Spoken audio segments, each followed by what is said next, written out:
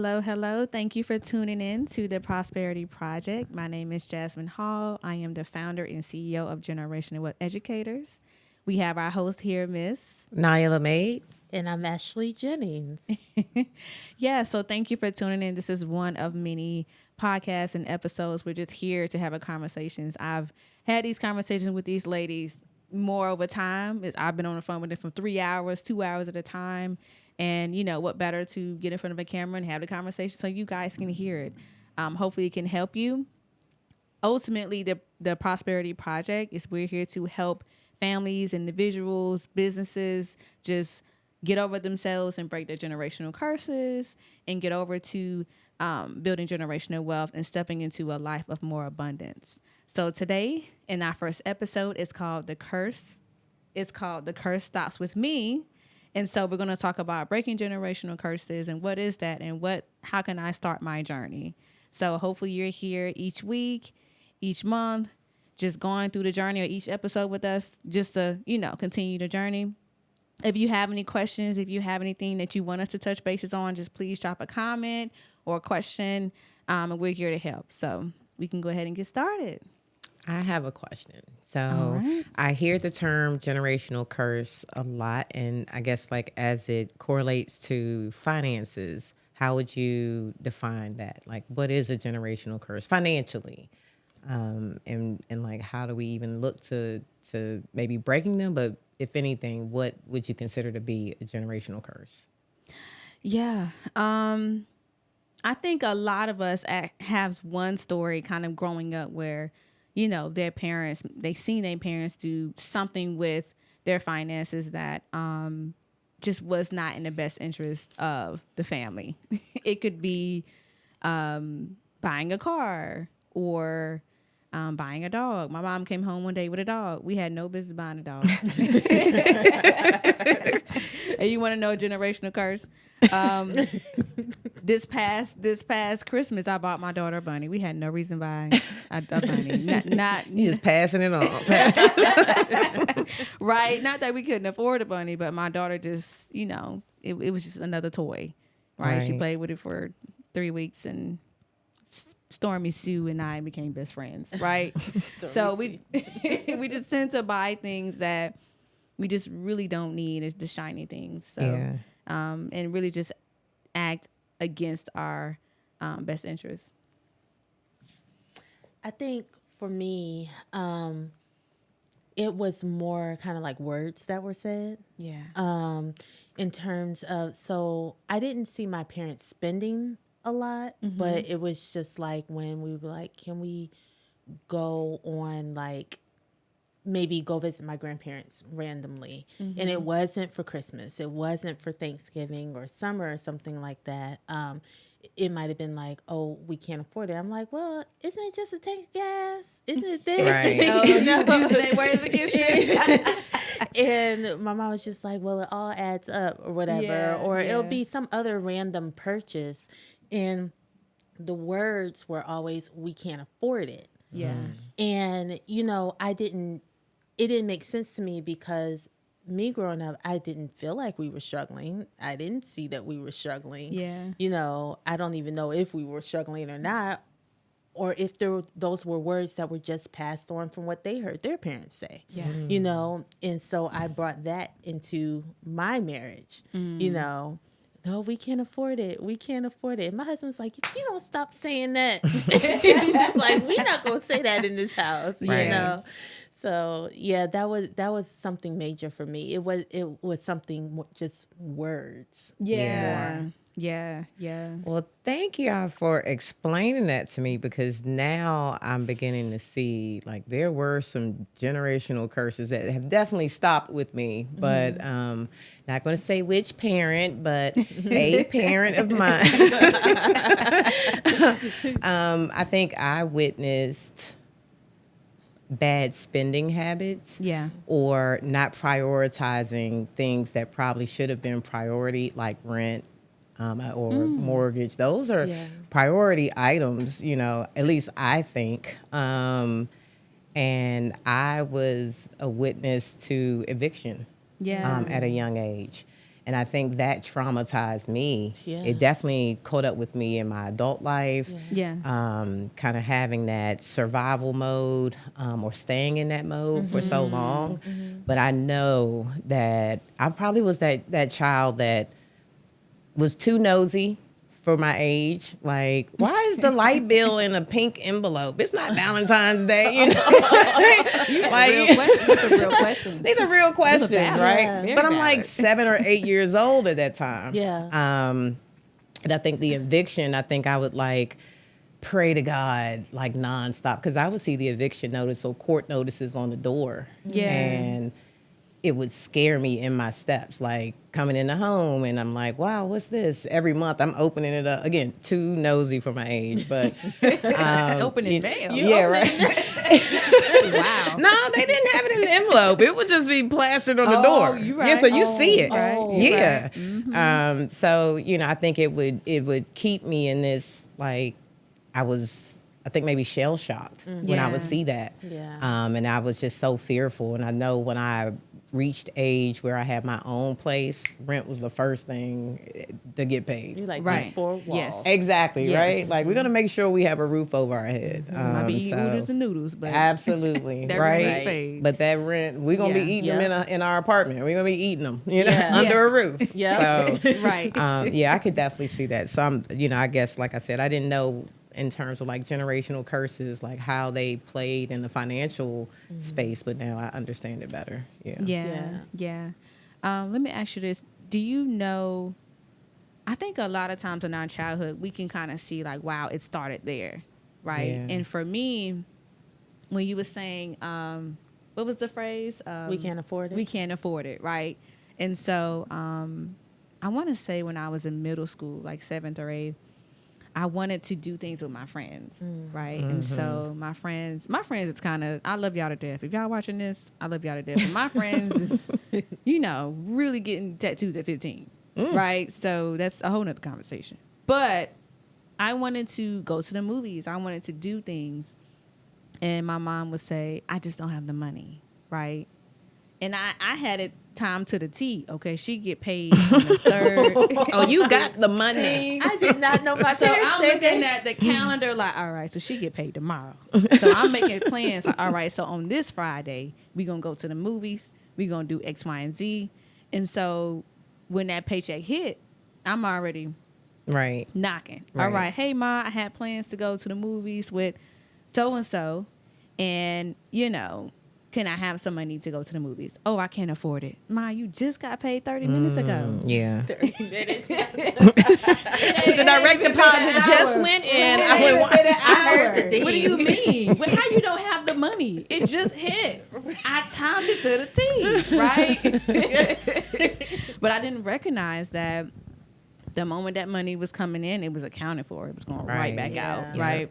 So the moment I was old enough to get a job, I was applying for jobs at 14 because I knew Yeah. Chick-fil-A hired at 14. So I was already applying. I was already like, look, I have to get my own money because Right. I want to do what What I I want wanna to do. do, I want to yeah. hang out with my friends and do that. So the moment I got a job, you know, started working and started doing all the things that I wanted to do. And then I recognized that I was taking care of myself. I really just stepped into this completely independent space at 15. Like I was paying my own bills. I was buying my own school clothes. Yeah. I was buying my sister's school clothes at 16. You know what I mean? Yeah. Like just really taking care of back to school because I just knew that my mom just was already, you know, at a scarcity and was, again, that direct deposit hit. Yeah. 30 minutes later it's going back out, right?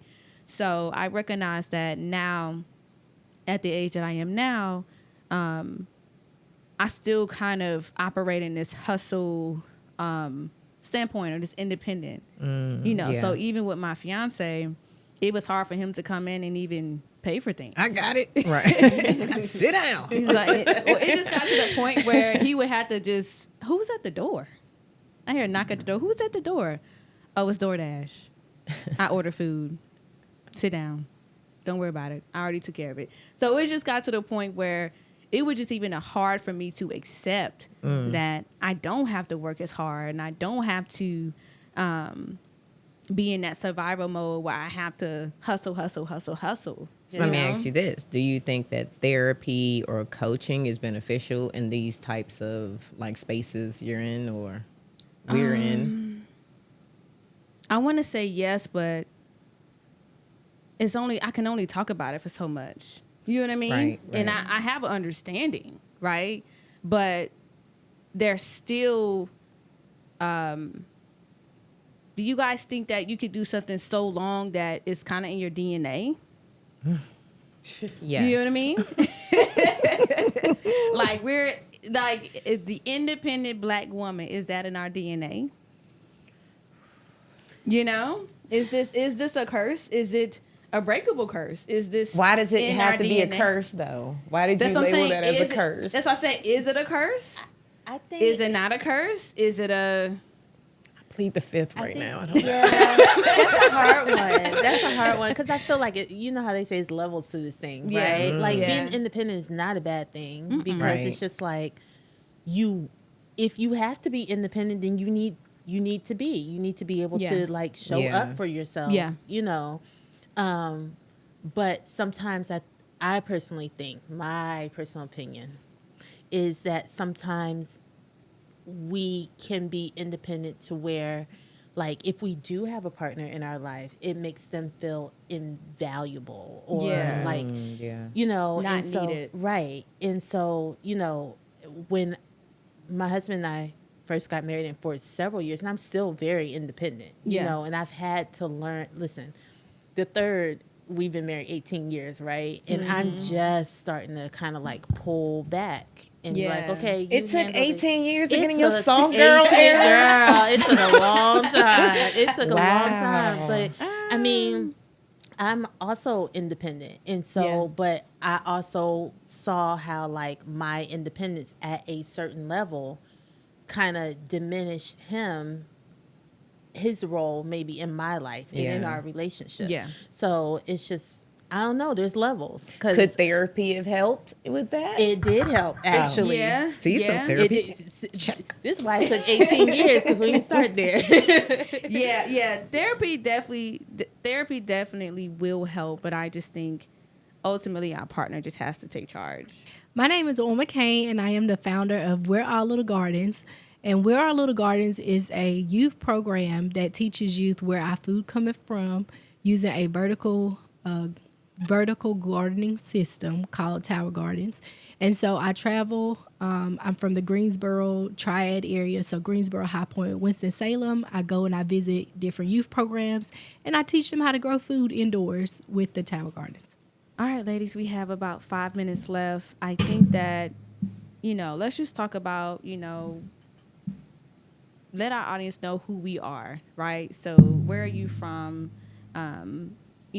What's something that you would like to get out of this project and this podcast and this journey that we're about to go on?